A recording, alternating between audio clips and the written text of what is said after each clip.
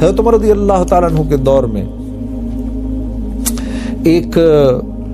ایک طبیب تھا غیر مسلم. اس زمانے میں مدینہ جب مسلمانوں کا عروج تھا، اسلام کا عروج تھا، تو مدینہ ایسے تھا جیسے آج ہمارے یہاں دنیا کے بڑے بڑے شہر جیسے نیو یارک سٹی ہے اور لنڈن ہے. مدینہ ایسے تھا، باہر سے لوگ مدینے آ کے رہا کرتے تھے اسلام سیکھنے کے لیے.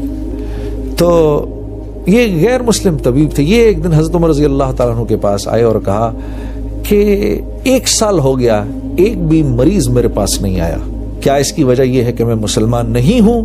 حضرت عمر رضی اللہ تعالیٰ عنہ نے اپنے رفقا کو اور صحابہ کرام کو بلایا، کہا بھائی یہ کیا بات ہوئی ہے، ہمارا مہمان آیا ہوا ہے، تم لوگ جاتے نہیں اس کے پاس. تو لوگوں نے سوچ کر سمجھ کر پھر کہا کہ امیر المومنین کا تو ہم بیماری نہیں پڑتا، ہم میں سے کوئی تو بیماری نہیں پڑتے ہم. کہا وہ کیسے؟ کہا ہم لوگ کھاتے ہی تھوڑا کھاتے ہیں اور ایک وقت کھاتے ہیں. اس طبیب نے اپنا سامان پکڑا، حضرت عمر رضی اللہ تعالیٰ عنہ سے عرض کی امیر المومنین نہیں، آپ لوگ تو بیمار پڑ ہی نہیں سکتے، جو کھاتا ہے ایک وقت ہے وہ بیمار کیسے پڑ سکتا ہے. زیادہ تر جو آتا تھا وہ ہمسائے کو بھیج دیا کرتے تھے کہ بھائی حضرت عبداللہ بن عمر کے گھر کھانا پک رہا ہے، اور 1 دفعہ نہیں 2 دفعہ نہیں 3 دفعہ پوچھا بھائی کہ جو میرا جو یہودی ہمسایہ ہے اس کے لیے رکھ لیا ہے کھانا کہ نہیں رکھا ہے، اس کے لیے رکھ لیا کہ نہیں رکھا ہے. تو وہاں جس معاشرے میں ہر شخص اپنا حق چھوڑنے والا ہوگا اس معاشرے میں ویسے ہی جوڑ پیدا ہو جائے گا.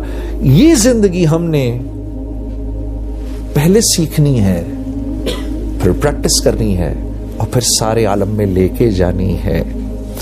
3 کام ہمارے ذمہ ہیں. نمبر 1 دین کو سیکھنا، اس کو پہلے سیکھنا، کیونکہ دین سیکھے بغیر زندگی میں نہیں آتا.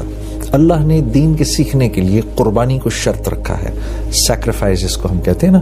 اور سیکریفائز دونوں طرح کی ہوتی ہے، جان کی بھی ہوتی ہے، مال کی بھی ہوتی ہے. جب میں جان کی سیکریفائز کہتا ہوں تو اس سے میری مراد ہے وقت دینا.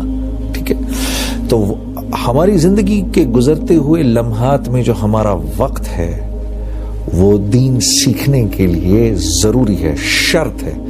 اس کے بغیر دین زندگی میں نہیں آتا.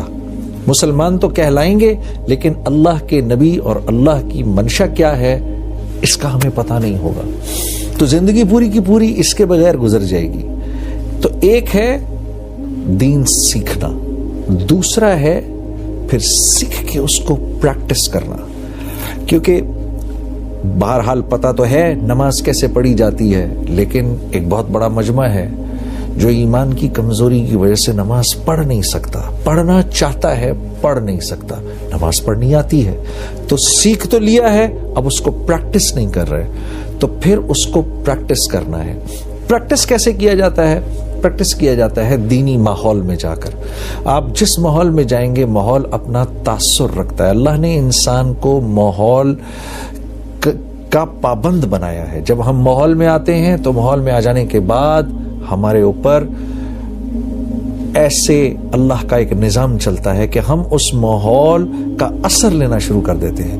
آپ مسجد جائیں، مسجد میں بیٹھ کر اللہ کی بات سننا آسان ہے، مسجد سے باہر آ جائیں وہی بات پھر سننا مشکل ہو جاتی ہے. تو مسجد انسانوں کے بننے کی جگہ ہے، یہ وہ جگہ ہے جہاں پر انسان بنتے ہیں. مسجد میں 1-1 گھنٹے تک آدمی بیٹھ کر اللہ کی بات سن سکتا ہے، مسجد سے باہر نکلنے کے بعد وہی بات 1 گھنٹے تک سننا مشکل ہو جاتا ہے. اسی لیے اللہ کے نبی صلی اللہ علیہ وسلم کا ارشاد ہے، آپ نے فرمایا جس کو مسجد جاتے ہوئے دیکھو اس کے ایمان والے ہونے کی ضمانت دو، چاہے وہ کسی بھی برائی میں مبتلا کیوں نہ ہو، بڑی سے بڑی برائی میں مبتلا کیوں نہ ہو. لیکن کیونکہ یہ مسجد جانے کا عادی ہو گیا ہے، ماحول کا عادی ہو گیا ہے، اب اس کے لیے دین سیکھنا بھی آسان ہوگا، اس کے لیے دین پر چلنا بھی آسان ہوگا. تو یہ ہماری دوسری ذمہ داری ہے، دین سیکھنا، اس کو پریکٹس کرنا، اور تیسری ذمہ داری ہے کہ پھر اس دین کو دنیا کے ایک کونے سے دوسرے کونے تک لے کے جانا. رسول اللہ صلی اللہ علیہ وسلم کی عبادت سارے عالم میں جا کر کرنا، رسول اللہ صلی اللہ علیہ وسلم کے اخلاق سارے عالم میں لے کے جانا، رسول اللہ صلی اللہ علیہ وسلم کے معاملات سارے عالم میں لے کے جانا، رسول اللہ صلی اللہ علیہ وسلم کی معاشرت سارے عالم میں لے کے جانا. یہ 3 ذمہ داریاں ہیں ہماری اب، اور جو ان ذمہ داریوں پر چلے گا اللہ اس کی دنیا بھی بنائیں گے، آخرت بھی بنائیں گے۔ یا ایھا الذین آمنوا ان تنصروا اللہ ینصرکم ویثبت اقدامکم، اے ایمان والو تم میری مدد کرو، ہم تمہاری مدد کریں گے اور تمہارے قدم جما دیں گے۔ اللہ رب العزت بے نیاز ہے، صمد ذات ہے، اللہ کو ہماری مدد کی کیا ضرورت؟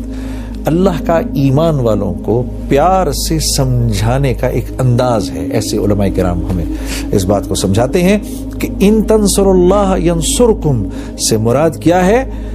تمہیں جو ذمہ داری دی گئی ہے تم اس ذمہ داری کو پورا کرو، پھر تمہاری دنیا ہم بنائیں گے۔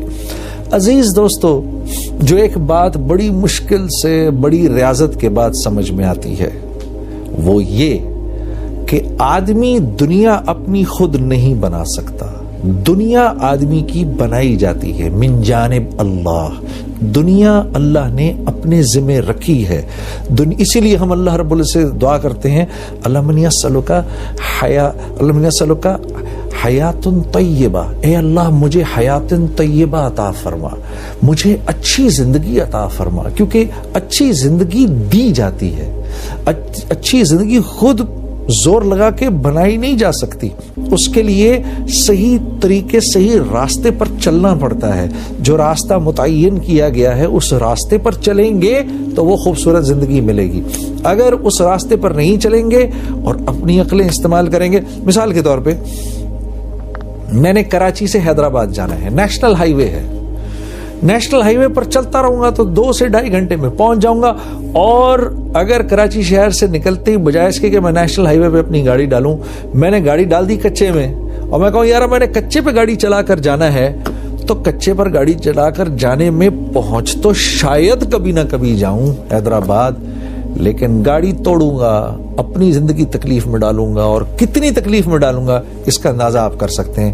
اس لیے اللہ اور اس کے رسول کے بتائے ہوئے راستے سے جب ہم لوگ دائیں بائیں ہوتے ہیں پھر ہم اپنا ہی نقصان کرنا شروع کر دیتے ہیں، اور پھر زندگی مشکل ہو جاتی ہے، حالات گھیر لیتے ہیں، حالات گھیر لیتے ہیں، وہ آ جاتے ہیں ارد گرد سے۔ آدمی مصیبت کو یہاں سے ہٹاتا ہے، مصیبت یہاں سے ہٹتی ہے، یوں جاتی ہے اور یوں گھوم کے آتی ہے کہ اب میں پیچھے سے آؤں گی، پھر پیچھے سے آتی ہے اور پیچھے سے آ کر پھر تکلیف دیتی ہے، پھر وہاں سے جاتی ہے، اس کو وہاں سے ہٹاتے ہیں، پھر گھوم کے آتی ہے، اب وہاں سے آؤں گی، اور جب راستے پر تو نہیں پڑتے، مصیبت کو ہٹانے کے چکروں میں پڑے رہتے ہیں، وہ مصیبت وقت کے ساتھ ساتھ بڑی ہوتی جاتی ہے، ہوتی جاتی ہے، ہوتی جاتی ہے۔ دین دیا ہی اس لیے گیا ہے کہ آدمی دنیا کے اندر ایک خوبصورت زندگی گزار سکے، دین دیا ہی اس لیے گیا ہے کہ مختلف زبانوں، مختلف علاقوں، مختلف سوچوں کے اور آئیڈیالوجی کے لوگوں کے ساتھ، اور مختلف ملکوں کے لوگوں کے ساتھ میں مل جل کر کیسے رہوں، جن کی مختلف تہذیبیں ہیں، جن کی مختلف سوچیں ہیں، ان کے ساتھ میں مل جل کر کیسے رہ سکتا ہوں، دین اس لیے دیا گیا ہے۔ لوگ آپس میں اپنا حق چھوڑ کر دوسرے کو دینے والے کیسے بن جائیں، دین اس لیے دیا گیا ہے۔ جس معاشرے میں ہر شخص اپنا حق چھوڑنے والا ہو اور دینے والا ہو، اس معاشرے کے اندر قتل و غارت کیسے ہو سکتی ہے؟ اس معاشرے کے اندر کوئی کسی کے حق پر ڈاکہ کیسے ڈال سکتا ہے؟ ڈالے گا ہی نہیں، وہ تو معاشرہ ایسا ہوگا